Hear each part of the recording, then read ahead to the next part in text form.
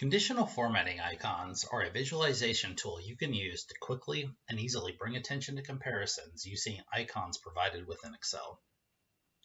Two of the best use cases for conditional formatting icons would be comparisons over time. So something like financial data quarter over quarter, and you wanted to have a little icon to note whether you're trending up or trending down. And comparison among a group. So say you had 50 sales reps and you had all of their January performances, you could rank them, say, by thirds. So your top third group of performers, your bottom third, and your middle third, and then they could each be assigned a colored icon. So a little red button would mean the bottom third, and a green button would mean the top third. And what that would do is give us a sense of when we looked at a sales rep and we saw his or her corresponding icon of how they rank relative to all the other sales reps. So it's a very useful little tool we have here. So for our tutorial, we're going to employ a financial markets chart. And specifically, we're going to look at some cryptocurrencies.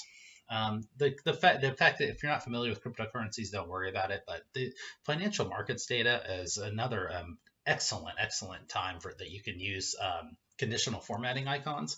And so that's why I took it, because I'm going to be able to show you, a comparison over time example and a comparison among a group example. So quickly with our data, I went and I pulled cryptocurrencies ranked by 24-hour volume. So that just means how much they were traded in 24 hours. And I took the 1st through 5th most traded in the last 24 hours. And then I also took the 96th through 100th most traded. And the reason I took these low ranked one is because maybe I'm interested in looking to see if there's some value in some of the lesser known cryptocurrencies. So going through our chart here, we have, the rank like I just described, their symbol, name, and then the current price. And then we have our first time where we're using some conditional formatting icons. So we've got a red arrow, a green arrow, and this is under the percent plus minus. And all this is how much has the price changed in the last 24 hours. So we took the measurement of the price 24 hours ago, we took the current price, and then we see how much did it change in that time period. So we use the icons to denote whether it was going up or going down. Moving on, we have the highest price in the last 24 hours and the lowest price in the last 24 hours. And then again, another use of our conditional formatting icons, where we have this value called spread. And the spread is the highest price minus the lowest price divided by the current price. And basically, it's a measure of volatility. So the smaller the number means basically the less it has been moving the last 24 hours relative to its current price.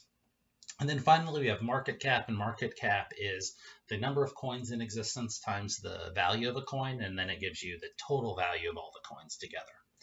So let me show you how I made this conditional formatting column. I've got a try yourself example down here that's blank. And by the way, you can download and either use this sheet when you're done, or if you want to stop right now and follow along.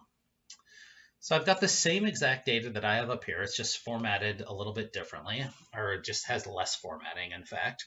And if we look at this chart real quick, let's just kind of just look at it without sort of considering the first chart and see how much your eyes have to start move to the actual data, and it has to start using, like a comparison in your mind to figure out how things are going.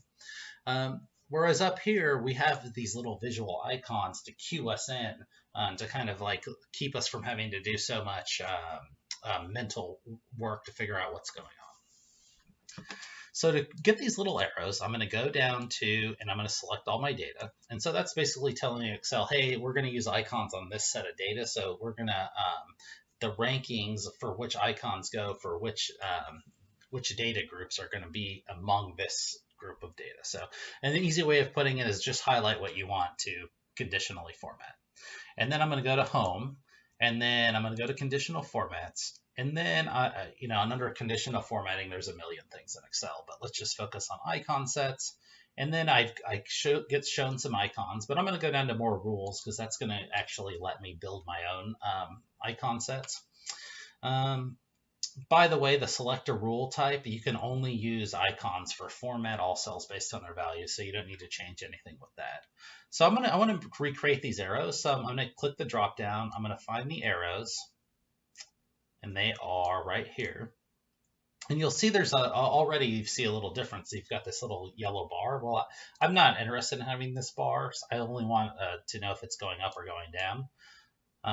So I'm going to the first thing I'm going to do is select no icon because I don't want anything to be shown. And then I'm going to go over here, and Excel's got this little interface for you to provide a bunch of different ways that you can rank your data. So you can use a percent, meaning it falls, the highest 33, the values that are in the top 33%. You can use it by an actual number, a formula, or a percentile. So what I want to do here is change the percent to a number. And then this percent to a number also, because all I'm care about is whether it's greater than 0 or less than 0. So I'm going to have up arrow when value is greater than 0, it's going to be the green arrow, and then the red arrow when it's less than 0. And then my no cell icon, I don't really care. It's going to be overridden by one or the other. So I hit OK, and I get my arrows. So already when you look at this chart, all of a sudden you've got something to bring your eye to. And as the report designer, when I use this conditional formatting icons, I'm indicating that this is important information that your eye should dart to. So let's move over to spread now. Now spread, if you look at our percentages here, they're all positive. So the arrows aren't going to do us any good. We're just concerned about ranking them within a group. So it'd be similar to my sales rep example from earlier. I just want to know if the spread is high or if it's low or if it's in the middle. So I'm going to go back up to conditional formatting. I'm going to go to icon sets, back to more rules. And up here, I like these little stoplight with the black background. So I'm going to find that in here. And then just as a note, so Excel by default is just going to give the red color to low values and the green color to higher values. But in our case, I'm doing some investing and I'm really looking for a cryptocurrency that has a low volatility, so a low spread number. So I'm going to reverse the icon order. I want red when it's high in this case. And then I'm going to go through here and I'm going to leave this the way it is. So I'm going to have the red values are going to rank in the top third.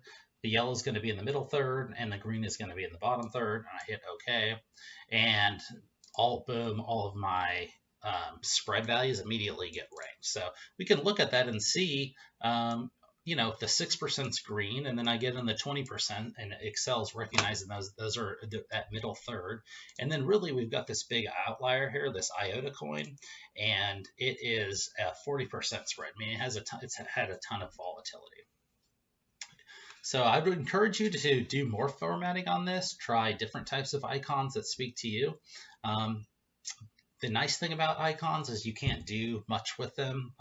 Depending on how you look at it, they don't offer a lot of flexibility as far as you cannot color them, you cannot resize them, etc. So that's going to wrap it up. I do have a bonus chart for you to format down here that's sort of in the vein of your sort of traditionally bad Excel chart.